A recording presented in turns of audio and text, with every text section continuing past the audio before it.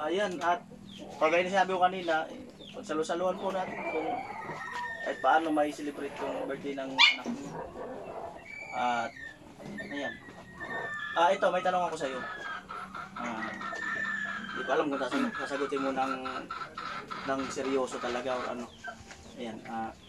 Gaano ka kaseryosong Yes! gaano ka kaseryoso na sa pag-aaral mo? Second year ka na, di ba? Yes. Gaano ka kaseryoso? Sobrang seryoso kuya. Kahit minsan wala akong pamasahe, sinisikap ko makapasok. Kahit minsan sakto lang yung budget ko sa pang araw-araw. Ginagawan ko po ng paraan para makapasok ako. Paano mo kukumbinsihin si Kuya Noli na about sa pag-aaral mo? Sige daw.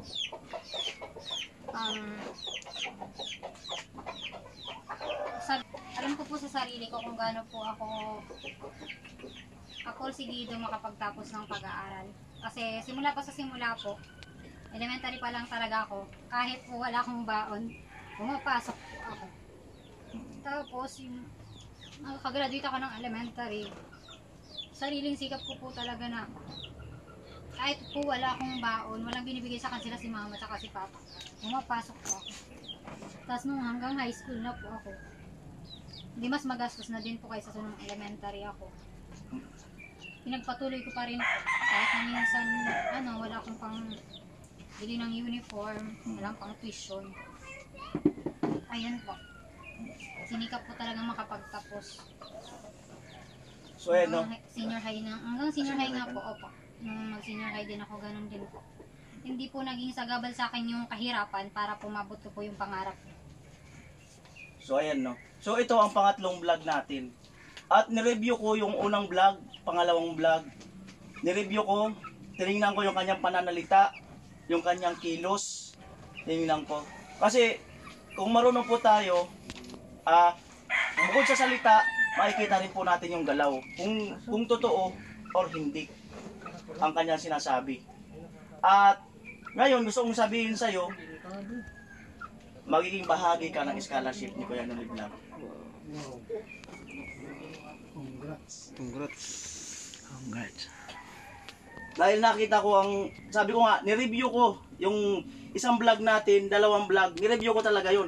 At nagdasal ako kung dapat ka ba na di man kalaki ang halaga na pero manggagaling sa sweldo ni Kuya Noli. Buwan-buwan na ibibigay ko sa ipapadala sa GCash. Ang scholarship ni Kuya Noli na nanggagaling mismo sa sweldo ko, sabihin ko na kung sino. Si Bicolana, si Student Girl, si Katkat, pinsan ko, saka ikaw, pang-apat ka. Yung the rest na scholarship ko ay sa sponsor po yan. Diretso na din sa kanila. So, bibigyan muna kita hanggang third year ang alalay ko sa'yo. Ang kondisyon, kung makapag-asawa ka, puputulin ko. At isang taon muna kasi hindi kasi stable yung views namin ng vlog.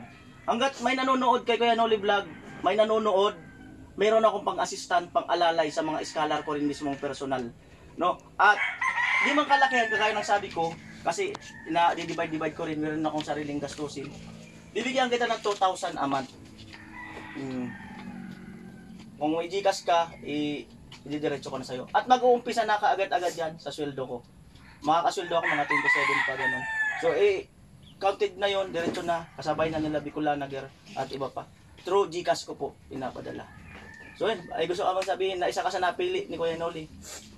Unang-una po, nagpapasalamat ako sa Panginoon kasi naging part ba ako ng vlog nyo.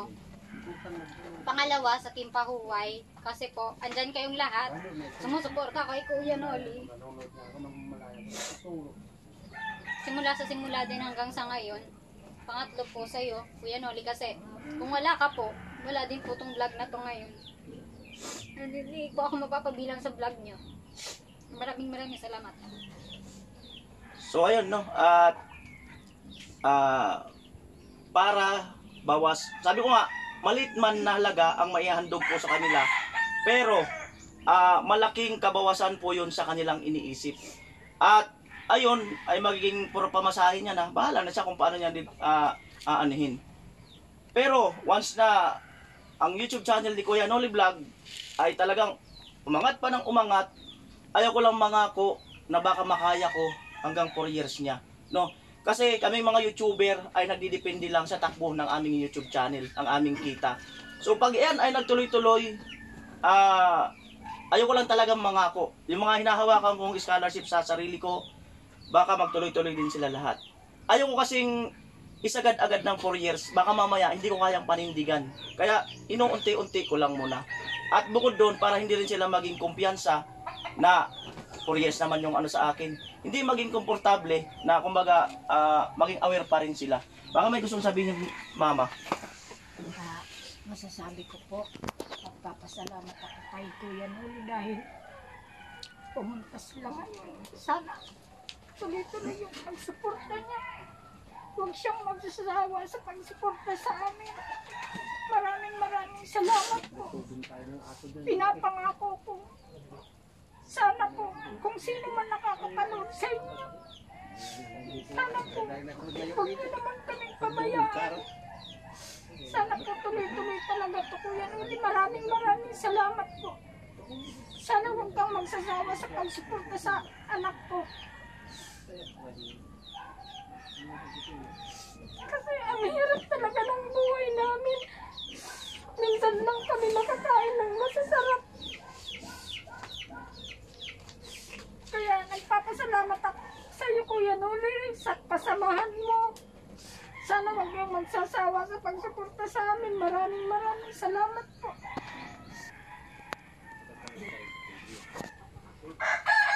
So ayan no, at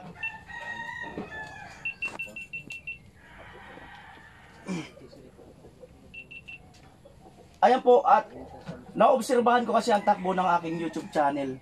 Almost na pupunta talaga siya doon sa mga mag-aaral na kulang ang kakayanan. Siguro baka yung YouTube ko ay talagang nilaan para doon na may nag-comment nga doon na Kuya Noli, buti ka pa ang channel mo ay meron kang mga estudyante na mga inaalalayan. Balang araw, matutuklasan ng lahat ng mga estudyante na meron pala si Kuya Noli na ginagawa na ganito. Sa inyo mga student, no, kung mayroon naman kayong mga signal dyan, wifi, kung makasubscribe kayo, pwede nyo supportan ang YouTube ni Kuya Noli Vlog kasi maaring dumami pa ang scholarship ni Kuya Noli Vlog. Kagaya ng sinabi ko, depende sa kakayanan at kita. So, para at least, yung pangarap ng mga kababayan natin ay maging bahagi kami or ako sa kanilang pangarap. At syempre, kabahagi na rin dyan yung aking mga sponsor, yung mga nag-skip ng patalastas. Lahat ng viewers ko, kabahagi din kayo doon sa aking mga ginagawa dito sa aking YouTube channel. At, ayan, parang nabablang ko rin ako at pinag-isipan ko to kagabi kung tutuloy ko ba talaga or ano. Sabi ko, sige, larga. Kasi nga, naramdaman ko talaga yung damdamin mo. Kagaya ng sasabi ko, hindi siya kalakihan, hindi man, basta at least, makabawas lang. Or at least, di ba, kung dati, at least mayroon na siyang sigurado na babadgetin niya. Di ba? At siya na lang magtitipid-tipid nun. So, siyempre, maraming salamat sa Panginoon at binigyan ako ng linaw ng isip. Dahil, hindi naman ako pwedeng magsabi sa mga sponsor na kausapin ko na pwede nyo ba isang pag-aralin? Pwede nyo ba silang alalayan sa kanyang pag-aaral? Hindi po pwede, nakakahiya po, no? So hanggat maaari, kaya naman ni Kuya Noli Vlog. So gawan po natin ng paraan kung ano ang ating magandang gawin. So, ayan, so maraming salamat. Ayun ang pa-birthday gift ko sa iyo. Sobrang maraming thank you, Kuya. Wala pa kayong mga kamay dyan. Wala pa kayong mga kamay. Wala kayong kamay dyan. Wala kayong kamay. Thank you, Lord. Salamat. Enjoy lang tayo. Pwede natin pagsalo-saluhan muna.